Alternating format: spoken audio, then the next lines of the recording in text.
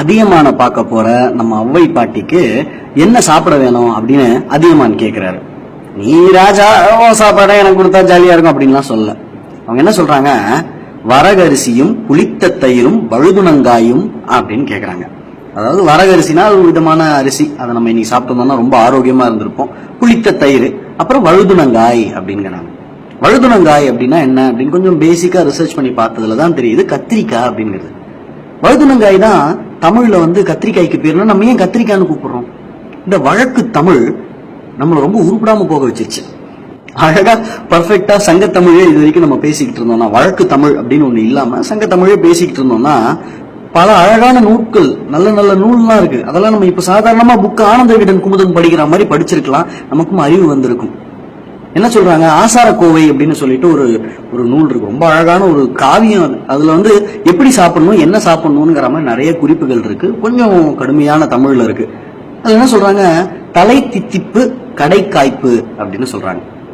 ஒரு சாப்பாடு ஆரம்பிக்கும் போது ஸ்வீட்டோட ஆரம்பிக்கணும், முடிக்கும் போது கசப்போட முடிக்கணும் அப்படிங்கிறாங்க. நம்ம அப்படி சாப்பிடறது இல்லையே. நம்ம முதல்ல பீட்சா சாப்பிடுறோம், அப்புறம் திராமிசு, அப்புறம் சோக்கோலாவா கேக் தானே சாப்பிடுறோம். எதுக்கு ஃபர்ஸ்ட் ஸ்வீட் சாப்பிடணும் அப்படின்னு பாத்தீங்கன்னா, இந்த ஸ்வீட் இதை சாப்பிடும்போது வாயில இந்த உமிழ் நீர் அப்படிங்கிறது சுரக்கும். அதாவது எச்சம் இருக்கு இல்லையா, அது சுரக்கும்.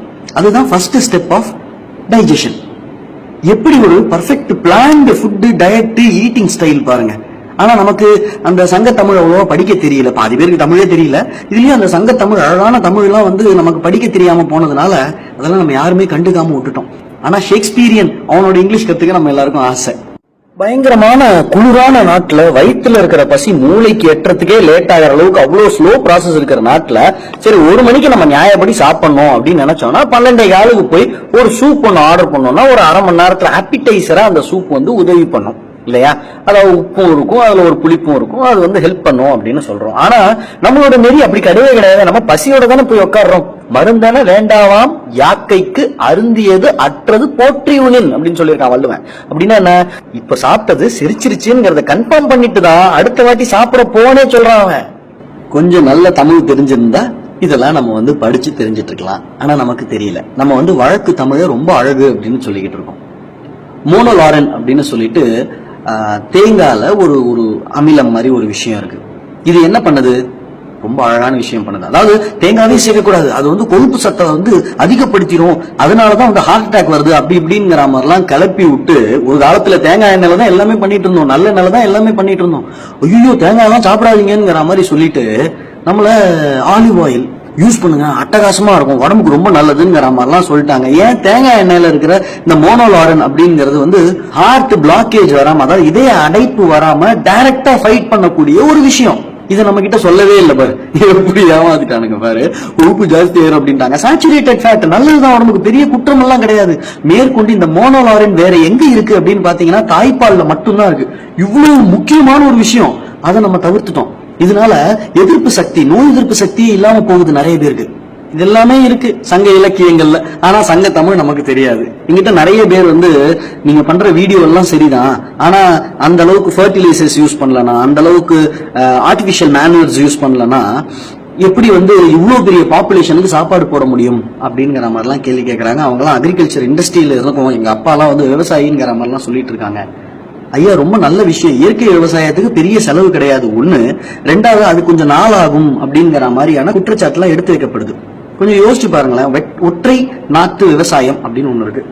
ஜெனரலா இந்த நாத்து நடுறத பத்தி எல்லாம் உங்க எல்லாருக்குமே தெரியும். மொத்தமா அப்படி கையில எவ்வளவு கிடைக்குதோ அவ்வளவு நாத்து எடுத்து நடுவாங்க. அதனால என்ன ஆகுது, அந்த நாத்து எங்க நடப்படுதோ அதை சுத்தி 5 சென்டிமீட்டர் 6 சென்டிமீட்டருக்கு நிலப்பரப்புல இருக்கிற அந்த மினரல்ஸ் தான் அந்த செடியால எடுத்துக்க முடியும். அந்த செடி என்ன பண்ணும், என்ன இருக்கோ அதை எடுத்துக்கிட்டு 4 5 பிரிச்சுக்கும். 2 செத்து போயிடும், தலை தொங்கிரும். மீதி 2 ஒரு நெல்மணியோ 2 நெல்மணியோ அதிகபட்சமா கொடுக்கும். அதே ஒற்றை நாத்து விவசாயம்னு ஒரு அழகான முறை இருக்கு. ஒரு நாத்தா எடுத்து நடுறது. இதுக்கு எக்ஸ்ட்ராவா 2 நாள் ஆகும்னே வச்சுக்கோங்களேன். ஆனா ஒவ்வொரு செடியிலையும் 4 நெல்மணிகள் 5 நெல்மணிகள் வரும், பெரிய பெரிய நெல்மணிகளா வரும். இது சங்க இலக்கியத்துல இருக்கு, உங்களுக்கு தெரிஞ்சிருக்கணும். உங்களோட தாத்தாவோட அப்பா தாத்தாவோட தாத்தாலாம் இந்த மாதிரி எல்லாம் விவசாயம் பண்ணிருக்காங்க. ஆனா நடுவுல வந்த சில பேர் இதெல்லாம் வேஸ்ட், இப்படி எல்லாம் பண்ணக்கூடாது, டைம் வேஸ்ட் பண்ணாத, நீ ஏன் கரையான கொண்டு போய் உழுவத்துக்கு பதிலா நிலத்துல போடுற, அது உன்னோட நிலத்தோட ஃபர்டிலிட்டியை சாப்பிடுங்கிற மாதிரிலாம் ஏமாத்தி நம்ம இங்கிலீஷ் படிக்க ஆரம்பிச்சிட்டோம். இங்க இருக்கிற சங்க இலக்கிய ஓலைச்சுவடி எல்லாம் எடுத்து போய் அவன் டிரான்ஸ்கிரிப்ட் பண்ணி யூஸ் பண்ணிக்கிட்டு இருக்கான். பேசிக் ஃபார்முலா ஒன்று இருக்கு. பயிர் போட்டிருக்கீங்க அப்படின்னா அதோட ரிசல்ட் என்ன பண்ணும்?